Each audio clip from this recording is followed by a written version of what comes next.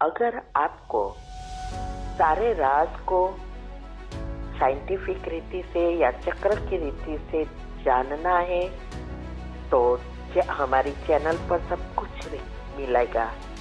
नाम है Shiv Shakti meditation BK कुसुम। फिर सब्सक्राइब करेंगे तो प्लेलिस्ट में जाएंगे, वहाँ आपको सब कुछ ग्रुप वाइज मिलेगा। साथ साथ लाइक शेयर और कमेंट भी कीजिए, इससे आपका दुआ का खाता बढ़ेगा और आप जल्दी जल्दी आगे बढ़ सकेंगे। लेकिन दुआ तब मिलती है जब हमारी कमेंट से दूसरों को फायदा होता है, तब दुआ निकलती है। तो घर बैठे पुण्य कमाने का साधन है दुआ। ओम शांति। ओम शांति। आपका प्रश्न है, आज मुरली में आया विस्तार में जाते सार की स्थिति का अभ्यास कम न हो, विस्तार में सार भूल न जाए, इसका भाव समझना है। ये जीवन में कैसे लाए? उत्तर है, आज सारी मुरली इस पर ही थी कि आना और जाना तो ये ही है, विस्तार में आना और जाना।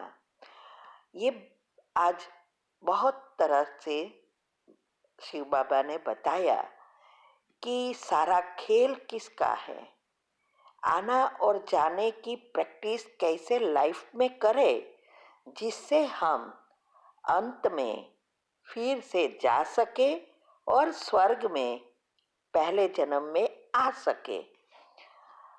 तो इसके लिए विस्तार से सार में जाना। तो ये सार क्या है? आत्मा बिंदी। और विस्तार क्या है? सारे विश्व की चीज, जो स्थूल चीजें है वो दिखाई देती है, वो है विस्तार। और इसका ये जो स्थूल चीजें भी कैसे विस्तार में जाते हैं? संकल्प से। तो संकल्प को ही समेटेंगे तो ऑटोमेटिक सार में आते जाएंगे। तो हम इस दुनिया में रह रहे हैं, तो ये शरीर और शरीर से जुड़ी हुई सभी चीजें का उपयोग भी करना है, चाहे हमारे जीवन की चीजें हैं, चाहे सेवा की चीजें हैं, सभी चीजों का उपयोग भी करना है। और उपयोग करते हुए भी सार में रहना है। अर्थात जब हमें हमारी स्थूल इंद्रियों को और कर्मेंद्रियों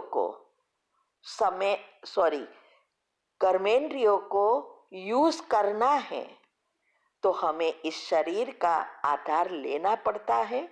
और उस समय हम इसको कर्मेंद्रियों द्वारा कर्म भी कराएंगे। लेकिन कई बार सभी चीजों में बुद्धि की जरूरत नहीं है।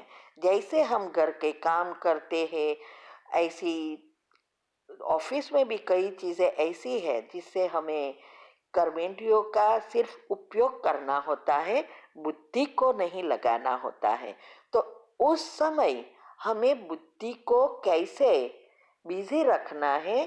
पॉजिटिव विचार या स्वमान या कोई भी गुण या दिन की दिनचर्या मनचर्या अनुसार जो कुछ हमें मन में चलाना है वो चलता रहेगा, तब हमें ये आदत पड़ेगी।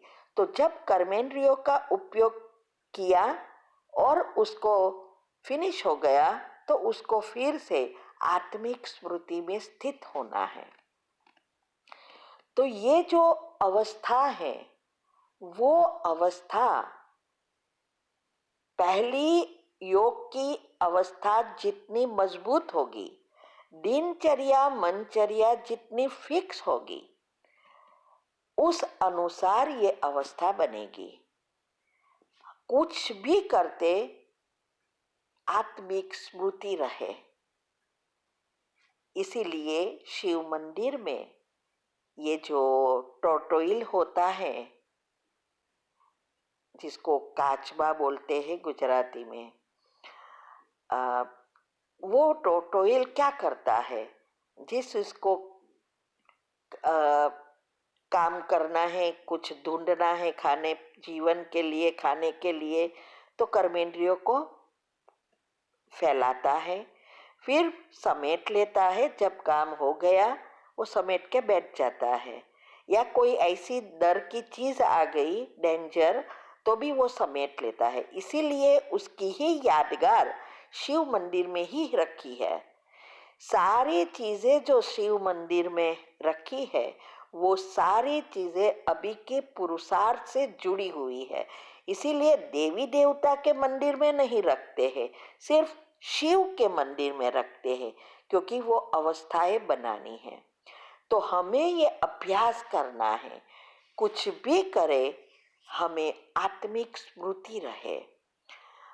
तो इसीलिए आज बहुत सारे एग्जाम्पल भी दिए हैं कि जैसे बड़े बड़े मनुष्य दुनिया में होते हैं, वो क्या करते हैं, अपनी टाइम टेबल एकदम फिक्स होता है, कौन सी मीटिंग में जाना है, इतने बजे क्या करना है, किसको फोन करना है, ऐसी सारी दिनचर्या मनचर्या फिक्स होती है। तो ऐसे ही आज कहा कि हम ब्राह्मण देवता से भी ऊंचे हैं, तो हमारी भी दिनचर्या मनचर्या एक्यूरेट फिक्स होना चाहिए। और इसके लिए तो ये सब ग्रुप खुलवाए हैं, और तब हम ये अवस्था को प्राप्त करेंगे। इसके साथ साइंस और कुंडलिनी चक्र भी जुड़े हैं, क्योंकि ये सारी हमारी जो भी सारी सिस्टम को रिसेट करना है, वो बायोलॉजिकल क्लॉक जितना रिसेट होगा उतनी हमारी स्लीप साइकिल भी रिसेट होगी। न्यूरॉन, हार्मोन, सेल्स, ये इलेक्ट्रॉन, प्रोटॉन, न्यूट्रॉन, डीएनए, सब कुछ इसके ऊपर आधारित है।